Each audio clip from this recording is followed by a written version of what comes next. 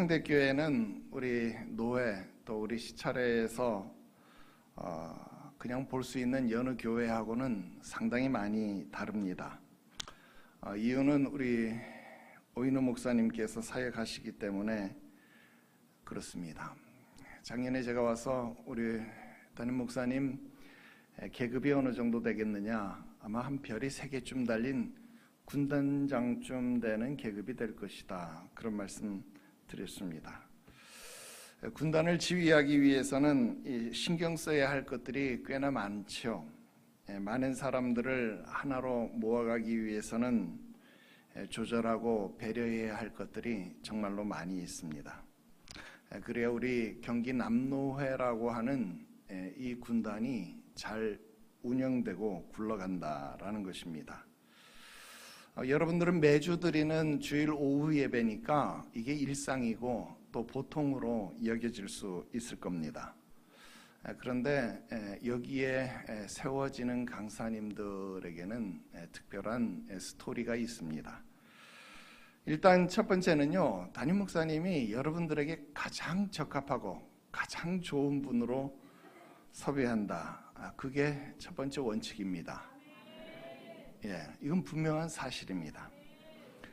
그래서 여기 오시는 분들 여러분 한 분 이렇게 보시면 아시겠지만 보통 분들이 오시는 게 아니라 정말 그야말로 대단한 분들만 오신다 하는 겁니다. 그리고 그 다음에요, 우리 경기 남노회라고 하는 배가 잘 항해하기 위해서는 이 휘하 장수들도 잘 돌보셔야 되잖아요. 그런데 우리 노회 또 우리 시찰, 우리 오 목사님께서 세우신 청렴 원칙에 따라서 모든 임원들이 자비량 봉사직입니다. 다른 노회, 다른 시찰하고는 좀 달라요.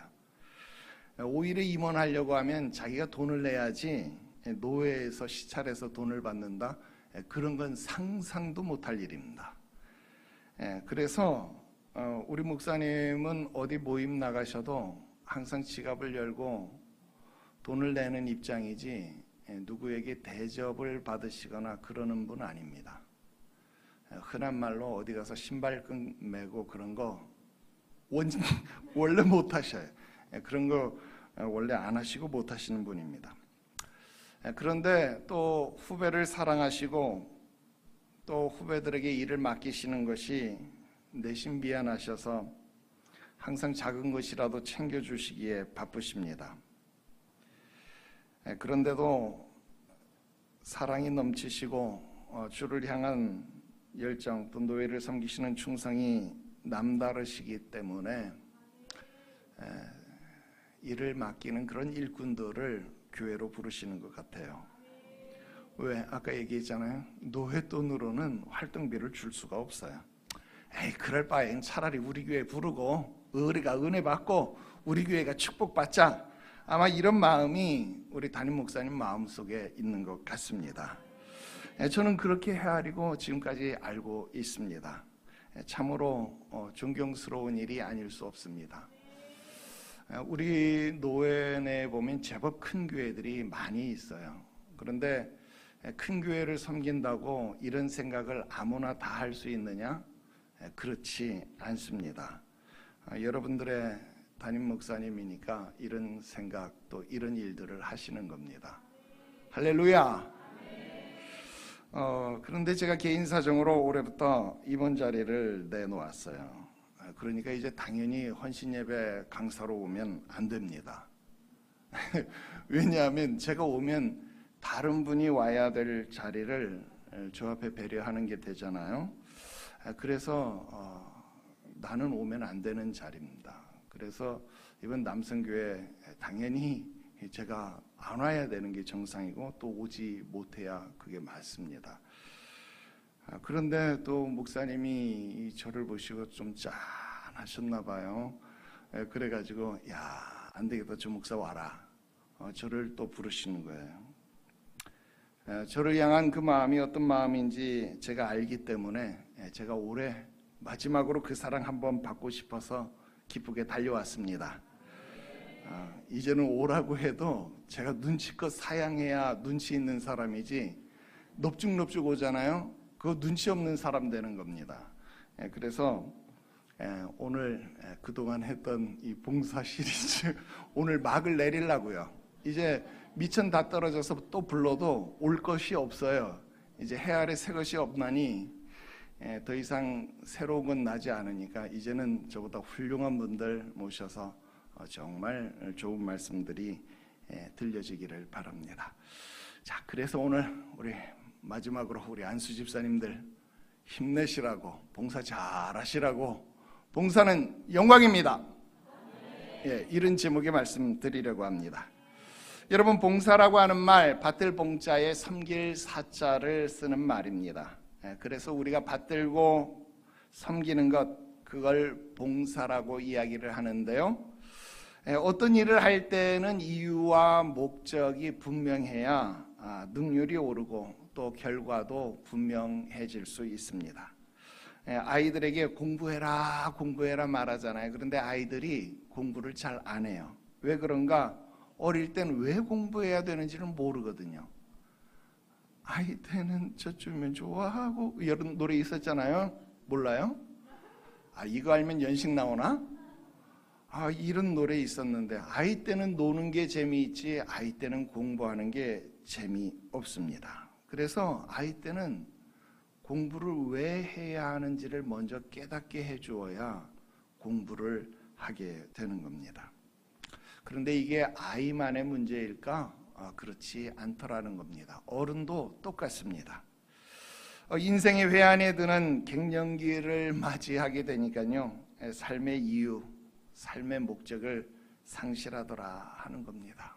우리 안수 집사님들 또 우리 권사님들 뼈 빠지게 일하고 자식 키웠는데 보람이 없더라 하는 거예요. 우리 보고 마처 시대라 그러잖아요. 마지막으로 부모를 봉양하고 자식에게 봉양을 받지 못하는 처음 시대, 그래서 마처 시대 그렇게 이야기를 하는데요. 왜 이렇게 살아왔을까? 신세를 안탄하면서 술잔을 기울이게 되더라 하는 겁니다. 그래서 통계를 보니까 우리나라 중년층, 그것도 중년 남녀를 물어나고 중년층에게는요, 우울감 그리고 무기력감이 OECD, 그 유명한 OECD 국가 중에 최고 높은 수준이다, 그렇게 이야기를 합니다. 왜 그럴까? 여러분, 삶의 이유, 목적을 잃어버렸기 때문에 그렇습니다. 신앙생활도 똑같지 않을까요? 처음 주님을 만났을 때는 은혜에 감격하고 찬송만 불러도 눈물이 나고 또 기도가 즐겁고 헌신 봉사, 웃으면서 찬송 부르면서 휘파람 불면서 했습니다. 새벽 기도 나오는 거 정말로 즐거운 일이 아닐 수 없었습니다. 헌금을 드려도요, 아깝지 않더라 하는 겁니다. 그런데 시간이 지나고 은혜가 식으니까 많은 사람들이 그 신앙의 이유, 목적을 잃어버립니다. 그래서 봉사는 짐이 되고 예배가 의무가 되고 신앙생활 자체가 피곤해지더라 하는 것입니다. 여러분, 이럴 때 필요한 게 뭘까요? 이럴 때 필요한 것이 영적인 재정립, 그게 필요하다 하는 겁니다. 리크리에이션, 다시 창조한다, 그런 말입니다. 여러분, 우리 신앙도 다시 창조되어져야 할 필요가 있습니다. 군인이 사격을 하기 전에 영점 조정이라는 걸 해요. 근데 그 영점 조정을 잘 해야 정확한 타격 지점에다가 총알을 꽂을 수 있습니다. 그래서 오늘 여러분들에게 이 봉사가 무엇인지를 알게 되는 이 시간, 여러분들의 신앙의 영점 조정 시간이 되어지기를 바랍니다. 왜 봉사해야 될까요? 봉사는 우리가 누리는 영광이기 때문에 그렇습니다. 오늘 세 가지 말씀드리고 말씀 마치겠습니다. 첫 번째로, 봉사는 주님 예수께서 나를 알아주시는 영광이 됩니다. 여러분, 세상이 아는 나 그리고 주님께서 알아주시는 나, 그게요 달라요. 같지 않습니다. 먼저 이 말씀을 우리가 생각해 봐야 합니다. 여러분, 성경에서 나오는 전혀 의외의 인물 두 사람을 소개해 드리려고 합니다. 첫 번째는요, 삭개오라는 인물입니다. 누가복음 19장에 보니까 이 사람에 대한 신상 명세서가 쫙 나오고 있습니다. 2절에 보니까 그는 세리장이었고 부자였다, 그렇게 기록합니다. 여러분, 세리장이라는 직업이 뭡니까? 그 당시는 이 로마의 압제 아래 있었기 때문에 로마 제국을 위해서 동족에게 세금을 거두는 자더라 하는 거예요. 그러니까 여러분 어때요? 당연히 동족을 배신하는 자리이고 로마의 앞잡이가 되어서 돈을 버는 사람, 그런 사람이더라 하는 거예요. 그러니까 유대인 입장에서 보면 매국노가 되는 것이고 죄인 취급을 받던 직업, 그 사람이 바로 삭개오더라 하는 겁니다. 그것뿐만이 아니라 이 사람은 키가 작아서 예수님을 볼 수 없는 사람이었더라 하는 거예요. 예수님이 온다는 소문 듣고 예수님 보러 나갔는데 사람이 너무 많아서 예수님을 볼 수가 없었어요. 그래서 생각해낸 것이 그 옆에 있던 뽕나무 위로 올라가는 것이었습니다. 3절에 보니까 뽕나무 위에 올라가서 예수를 보았다 하는 겁니다. 여러분, 부자고 권력은 있었지만 사람 사이에서 늘 작아져야만 했던 그의 현실을 보여주는 표현이 아닐까, 그런 생각을 해봅니다.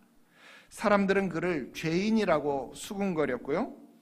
여러분, 삭개오라는 이름의 뜻이 놀랍게도 순결, 이런 뜻입니다.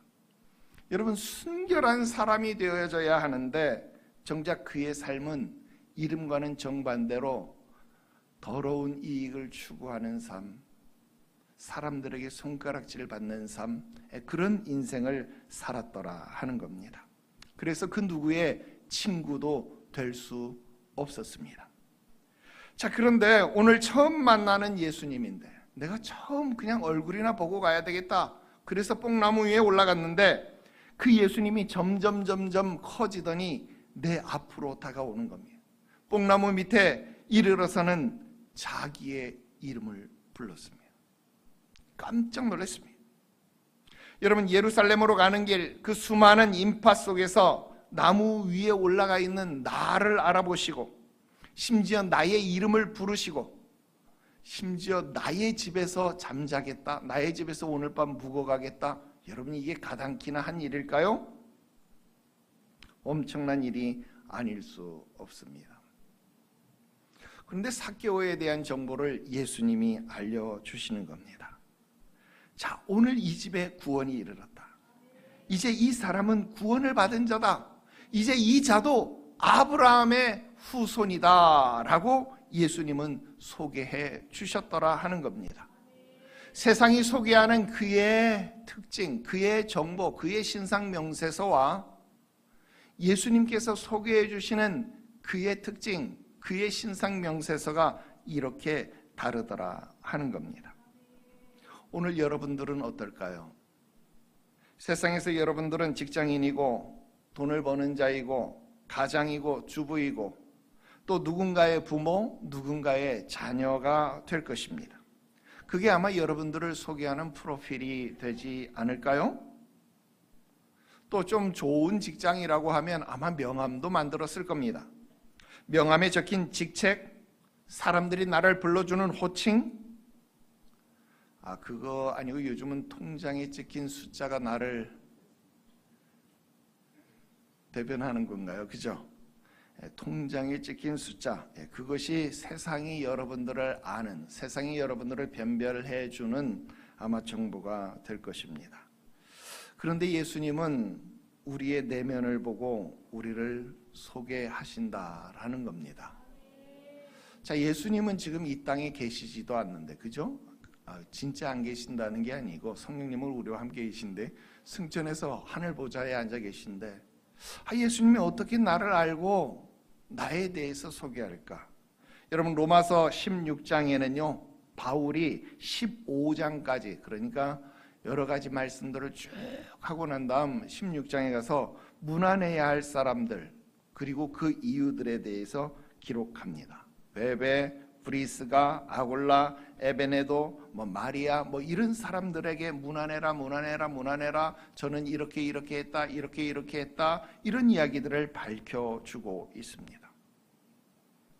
세상은 그들을 알지 못하는데 바울은 그 한 사람 한 사람의 수고를 기억하고 그것을 로마서 이 편지에다가 그들의 이름을 기록해주고 있다라는 겁니다. 여러분, 물론 이 로마서 16장의 목적이 따로 있겠지만 우리는 한번 여기서 좀 무리하게 해서라도 좀 가져와 보자 하는 거예요. 여러분, 예수님께서 천국에서 우리를 어떻게 소개할까요? 그렇게 소개하지 않을까요?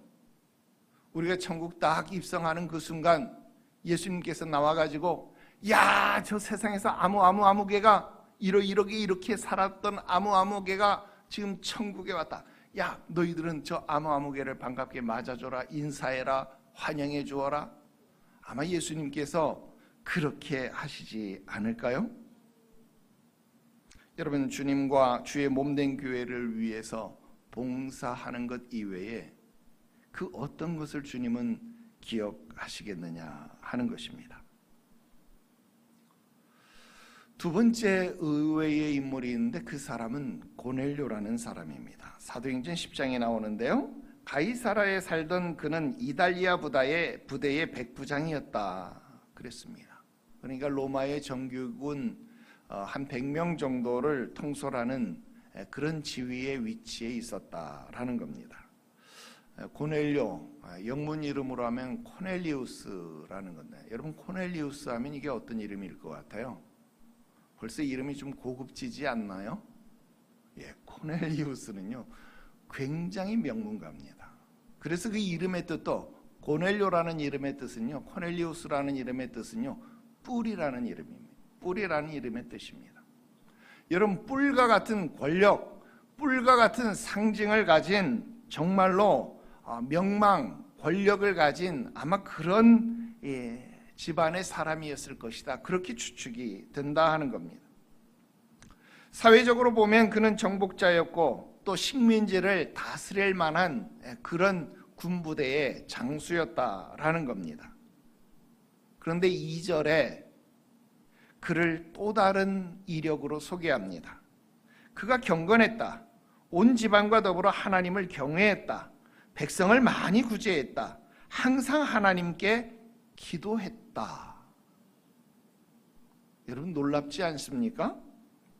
식민지 백성을 다스리는 로마 장교가 오히려 그 식민지 백성을 구제하고 그 식민지 백성이 믿는 하나님께 기도했다는 거예요.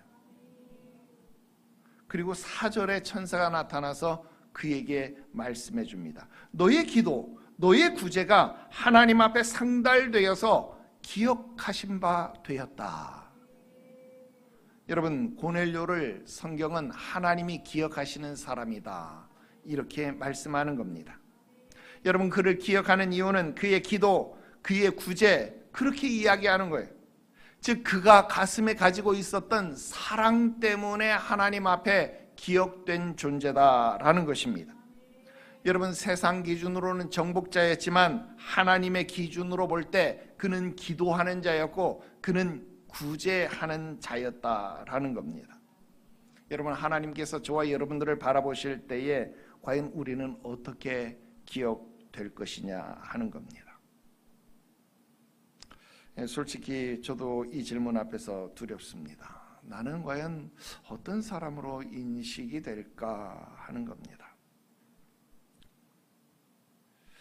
나는 내 나름대로 충성한다고 내 사역을 자평을 하지만 주님께서 내가 너를 도무지 알지 못하노라 그렇게 말씀하실까 봐 그게 심히 두렵습니다.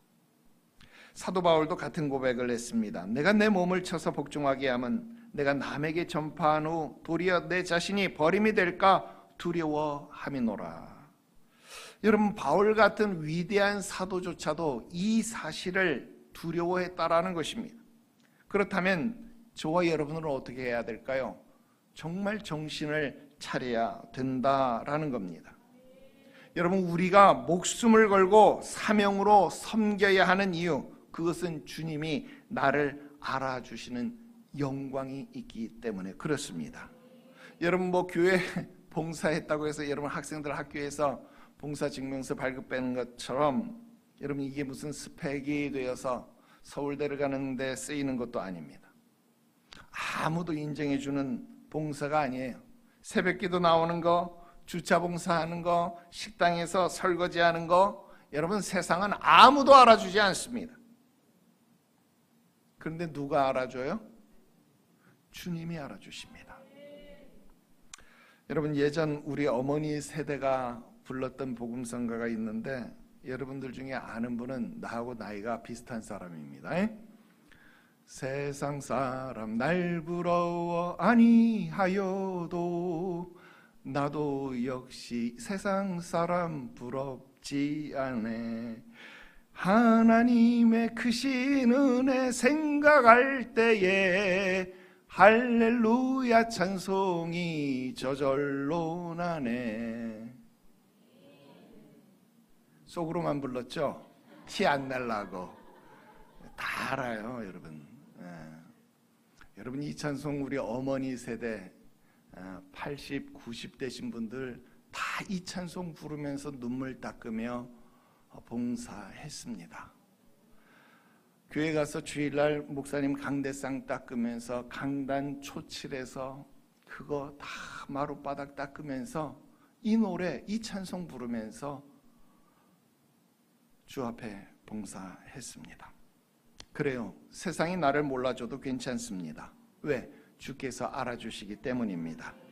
오늘 본문 12절에 보니까 바울은 나를 충성되이 여겨서 나에게 직분을 맡기신 것, 그것을 나는 감사한다 그랬습니다. 여러분, 주님이 나를 충성되다고 알아주시는 것, 여러분 그것이 중요한 것 아닙니까? 삭개오도 고넬료도 사람들이 보기에는 평범한 사람일 수 있습니다. 아니, 오히려 죄인 취급, 오히려 지배자 취급, 상종 못할 인간 취급, 그런 모습으로 다가왔을 수 있더라 하는 겁니다. 그런데 주님은 그들을 특별하게 보셨더라 하는 겁니다. 그렇습니다. 이것이 우리가 봉사를 하는 이유입니다. 여러분, 누가 여러분들에게 왜 봉사하세요? 만약에 묻는다면 여러분 이렇게 대답하십시오. 주님이 나를 알아주시기 때문입니다. 여러분, 정말 멋진 대답이 될 것입니다. 두 번째로, 봉사는 내가 나를 발견하게 되는, 내가 나를 알게 되는 영광스러움입니다. 여러분, 인간하고 짐승하고의 본질적 차이가 무엇일까요? 짐승은 본능을 가지고 살아가지만 우리 인간은 이성을 가지고 살아간다 하는 것입니다. 그런데 여기에 신앙적 평가를 조금 더해야 그게 진짜 답이 됩니다. 여러분, 이성은요, 하나님이 우리에게 주신 도구일 뿐입니다. 우리로 하나님을 찾을 수 있도록 주신 은혜의 도구더라 하는 겁니다. 그러므로 인간은 본능을 따라서 살아가는 것이 아니라 이성적 믿음, 곧 신앙을 가지고 살아야만 한다 하는 겁니다. 아까도 이야기했지만 여러분, 인생의 갱년기가 오면요, 회한도 찾아오고 무기력도 찾아옵니다. 정말 자기 돌아볼 여력 없이 앞만 보고 정신없이 달려오지 않았나요? 우리 안수 집사님들 안 그래요? 그런데 돌아볼 때쯤 되니까 후회만 밀려온다 하는 겁니다. 등산할 때는 앞만 보고 정상만 보고 정신없이 올라갔는데 정상에 올라서서 밑을 바라보니까 내려갈 길이 까마득합니다. 자신이 걸어온 길이, 자신이 올라온 그 등산로가 얼마나 험했는지, 또 내가 얼마나 많은 것들을 보지 못하고 올라왔는지 위에서 전경을 이렇게 보고 나니까 저것도 있었네, 저것도 있었네, 이렇게 보게 되더라 하는 겁니다. 여러분들은 여러분들의 인생을 어떻게 평가하고 계시나요? 빌립보서 3장에 보니까 바울이 자기 인생을 평가한 구절이 나옵니다. 빌립보서 3장 5절부터 6절 말씀에 나는 8일 만에 할례를 받고 이스라엘 족속이요 베냐민 지파요 히브리인 중에 히브리인이요 율법으로는 바리새인이요 열심으로는 교회를 박해하고 율법의 의로는 흠이 없는 자다. 야, 바울이 자기 자신에 대해서 정말 잘 알고 있습니다. 그런데 이건요, 바울만 알고 있는 게 아니라 바울도 알고 남도 알고 있는, 즉 남들이 바라보는 바울의 모습일 수 있습니다. 전부 다 화려한 스펙뿐입니다.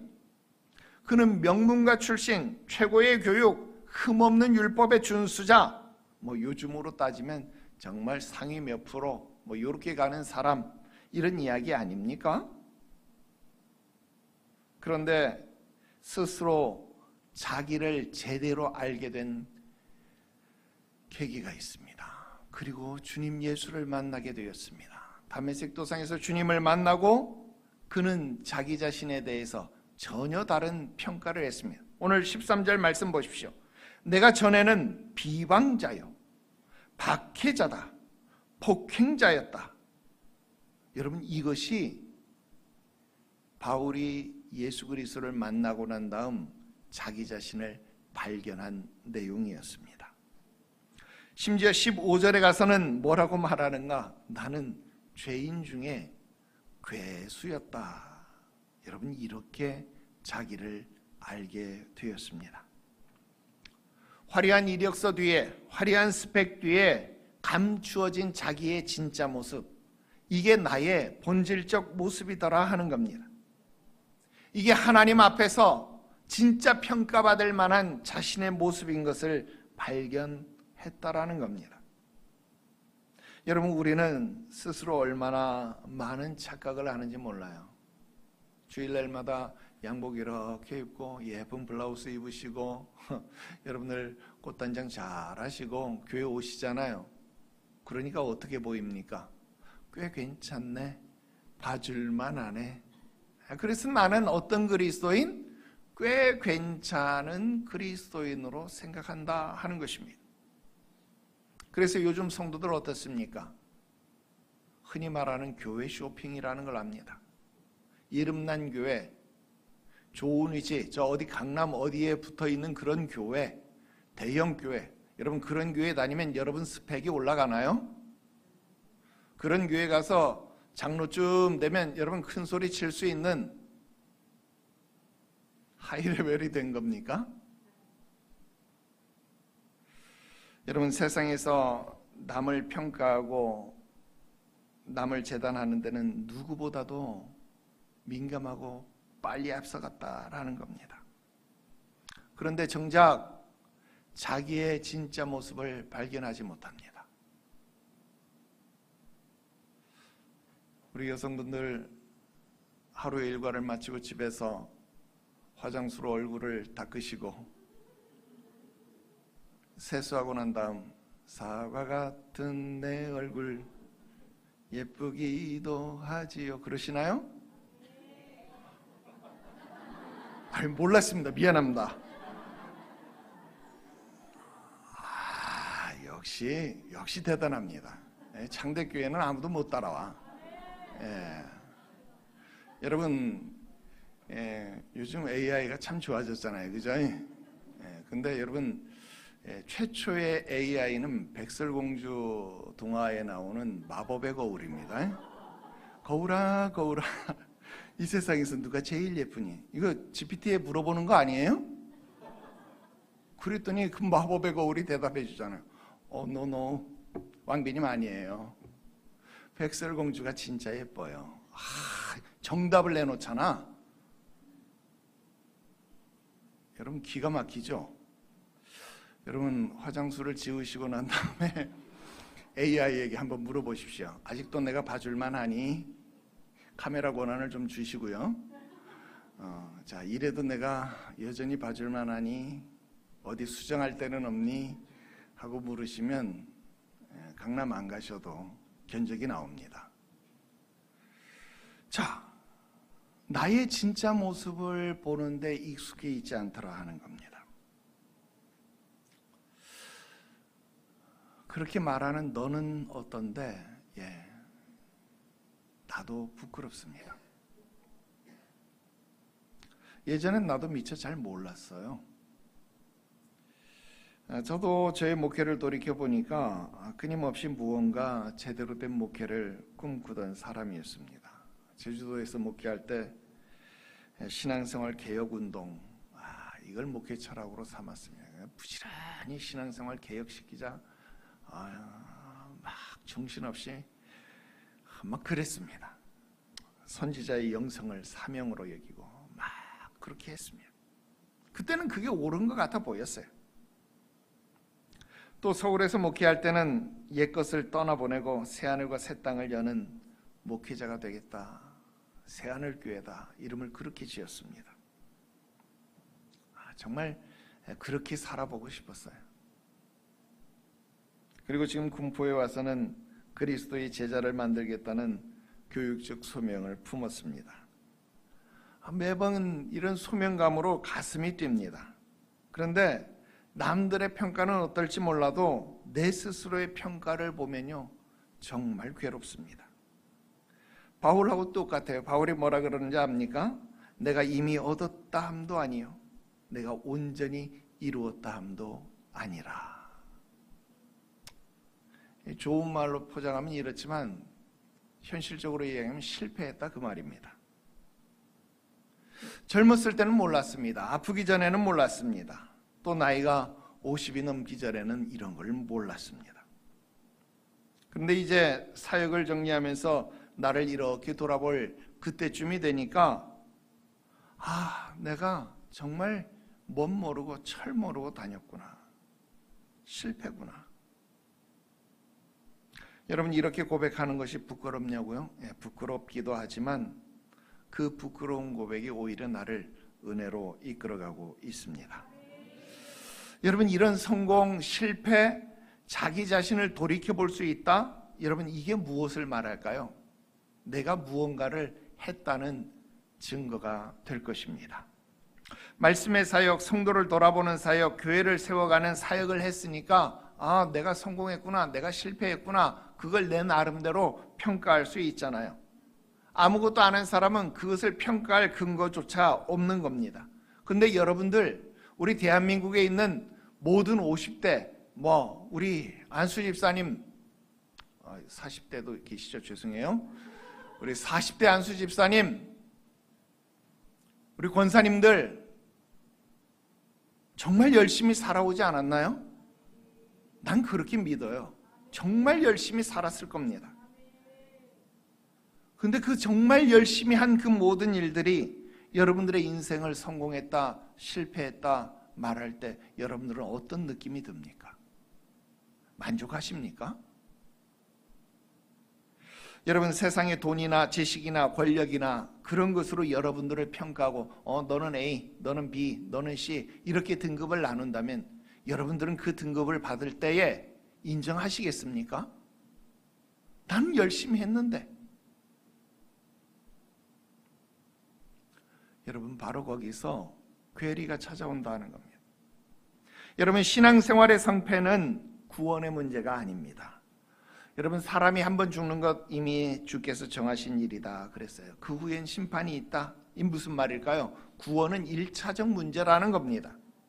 내 인생에서, 내 신앙생활에서 성패는요, 구원이 아니다 이걸로 나뉘는 거 아닙니다. 이미 우리는 하나님이 택하신 백성이기 때문에 이미 구원받은 자잖아요. 하나님이 이미 아시고 이미 우리를 부르셨기 때문에 하나님의 백성이잖아요. 그러니까 구원의 문제는 잠깐 이쪽으로 놔두고 그 다음 나를 평가할 수 있는 게 무엇이냐 하는 겁니다. 그게 바로 봉사입니다. 여러분, 봉사를 통해서만 여러분 자신이 열심히 살았는지 열심히 안 살았는지 평가됩니다. 특히 오늘 이 말씀을 우리 안수 집사님 헌신 예배에 드리게 돼서 정말 좋습니다. 안수 집사님 때에 정말 열심히 봉사해야 합니다. 그래야 적어도 내 신앙생활에 성공이 되었는지 실패가 되었는지를 여러분들이 수긍할 수 있을 겁니다. 여러분들은 그리스도인입니까? 집사님이세요? 장로님, 권사님이세요? 그래서 뭘 하셨는데요? 그리스도인으로 직분자로서 뭘 하셨느냐 하는 겁니다. 그 하신 일을 통하여서만 여러분들 스스로 내가 성공했구나, 내가 실패했구나, 그것을 판가름할 거다 하는 겁니다. 더 이상 우리에게 직분은 명예가 아닙니다. 그 이름 안수 집사님 이렇게 불리는 거 그거 들어서 뭐 할래요? 아무 의미 없잖아요. 정작 중요한 건 내가 안수 집사로 불렸을 때 안수 집사의 직분을 감당하고 있느냐 하는 겁니다. 그 직분은 봉사의 자리입니다. 여러분, 아무나 봉사를 할 수 있는 게 아니에요. 집사는 말 그대로 교회의 사환, 교회의 일꾼과 같은 존재입니다. 교회의 직원이에요. 그래서 정말 충성되게 일해야 할 자입니다. 우리 장로교회에서 집사는요, 일할 수 있는 자격을 부여하는 거예요. 서리 집사요? 이건 자격을 임시로 준 거지 진짜 자격은 안수 집사님부터예요. 우리 안수 집사님들 봉사 열심히 합시다. 아멘 소리가 약간 작은 것 같은데 여자분들은 안수 집사 주면 안 되나? 그죠? 빨리 우리 교단도 이 여자 장로님 시키고 그래야 되는데.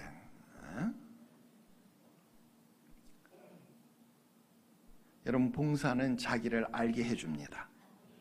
봉사는 나를 주님 앞에 발견되게 한다 하는 겁니다.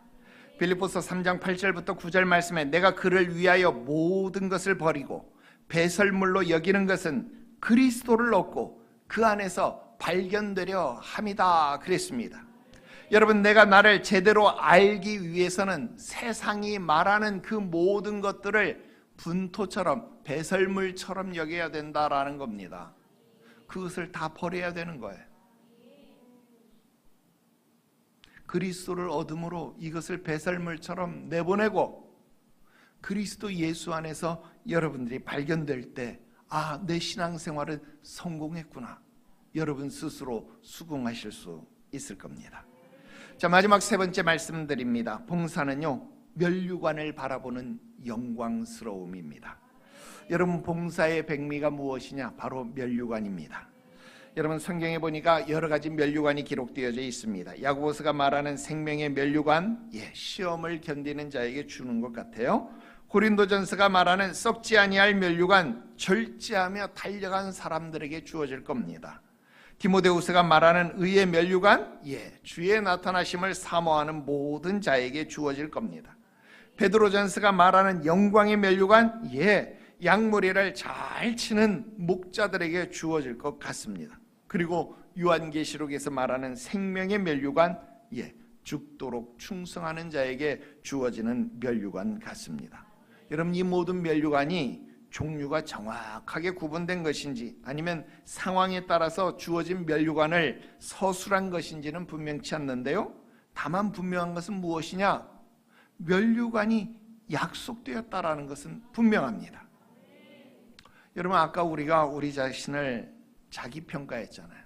내가 봉사에 있어서 성공했나 실패했나 자기평가를 했잖아요.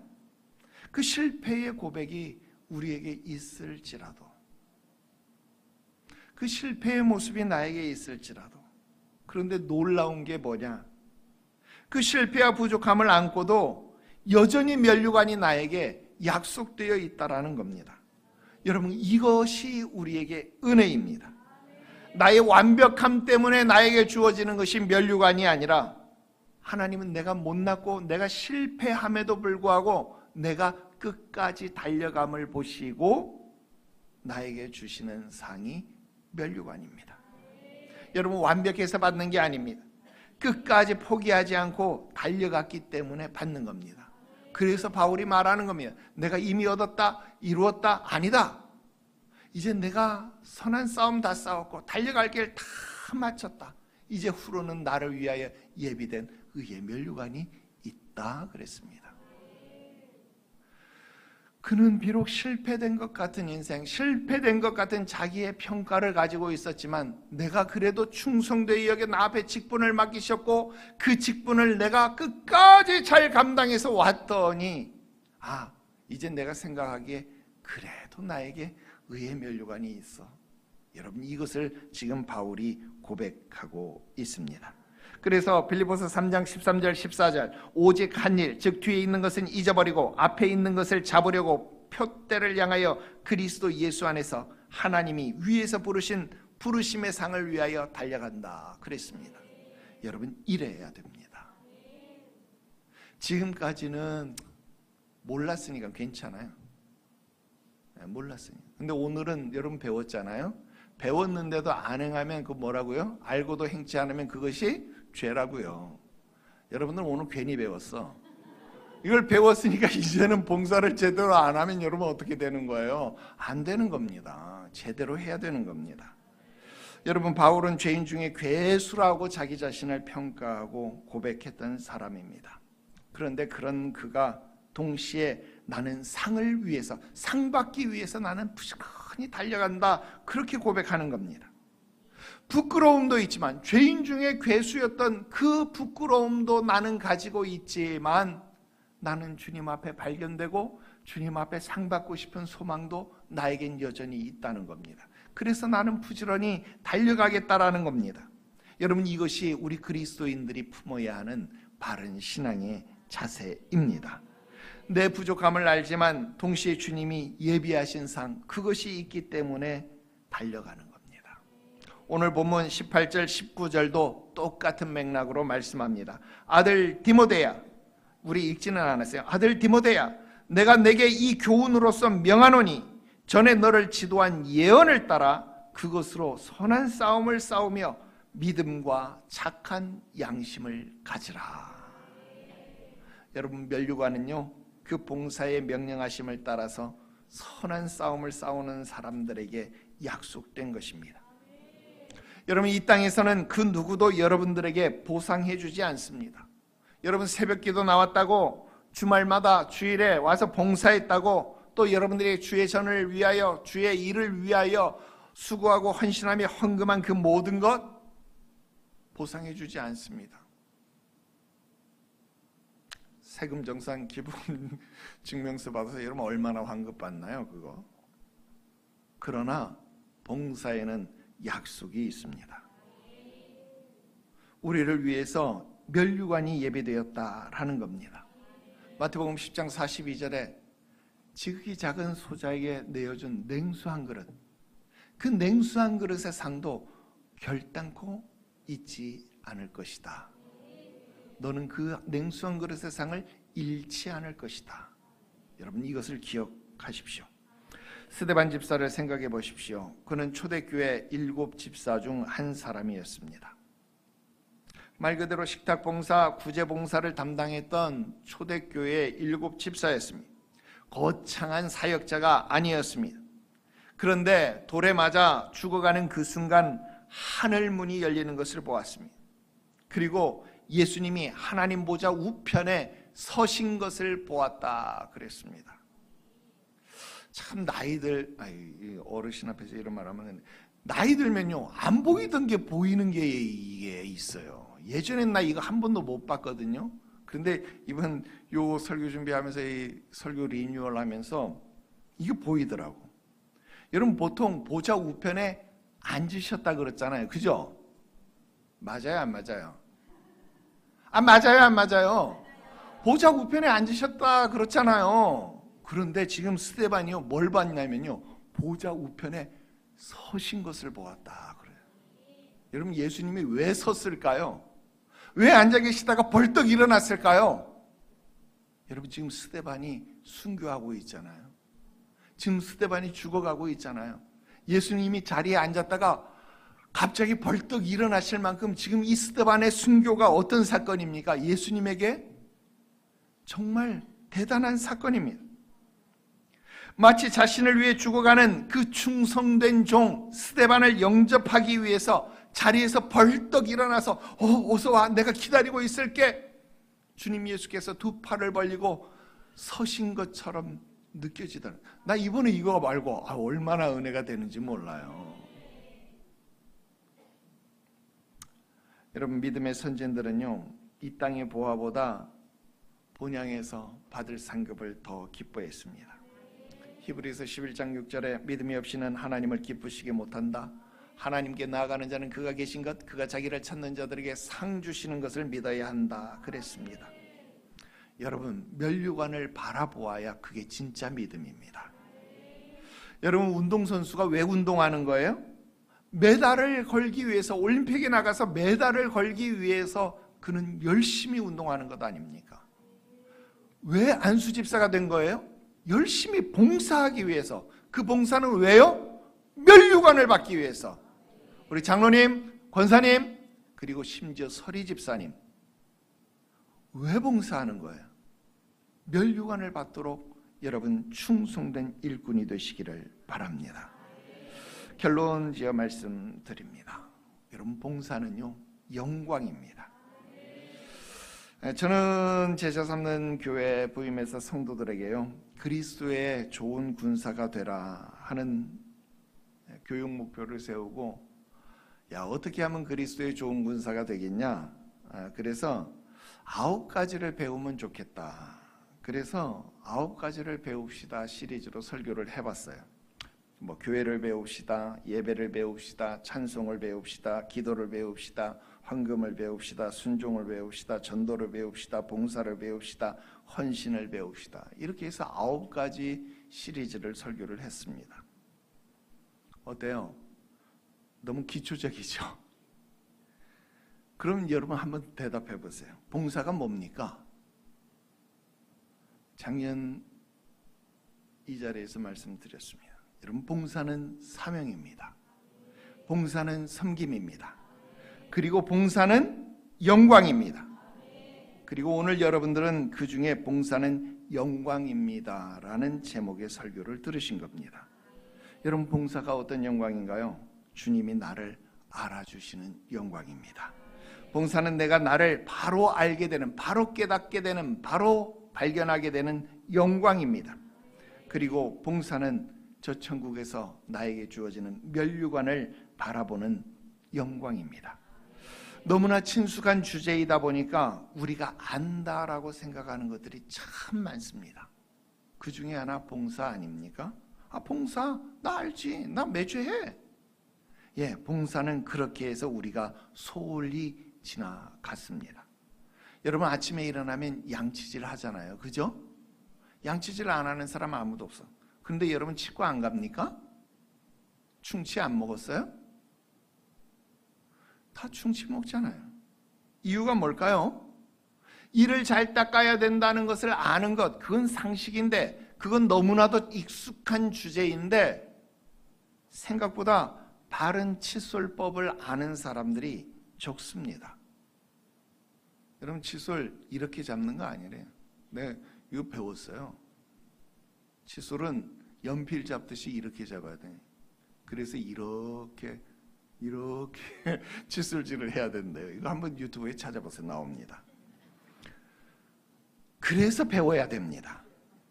여러분, 신앙도요, 배워야 합니다. 봉사라는 단어 익숙하지만요, 그 진짜 의미, 그 영광을 아는 사람 의외로 적더라 하는 겁니다. 신앙생활, 배우고 확신한 일에 거하는 것, 그것은 바울이 디모데에게 강조한 내용입니다. 다행스럽게도 여러분들은 제가 제일 존경하는 교회교육 전문가에게 신앙지도를 배우고 받고 계십니다. 여러분들은 정말 좋으시겠습니다. 그러니까 정말 잘 배우십시오. 그리고 그 확신 위에 서서 바른 신앙생활을 하는 여러분들이 되시기를 바랍니다. 여러분, 오늘날 시대가 어떤 시대입니까? 모든 우리가 알고 있던 기준, 우리가 알고 있던 가치 기준이 흔들리는 시대 아닙니까? 우리가 아는 진리 뭐예요? 개천에서 용난다는 거였잖아요. 열심히 공부하면 나도 출세할 수 있다는 거였잖아요. 근데 이제 열심히 공부하면 개천에서 용납니까? 안 나요. 용은 저기 분당에서만 납니다.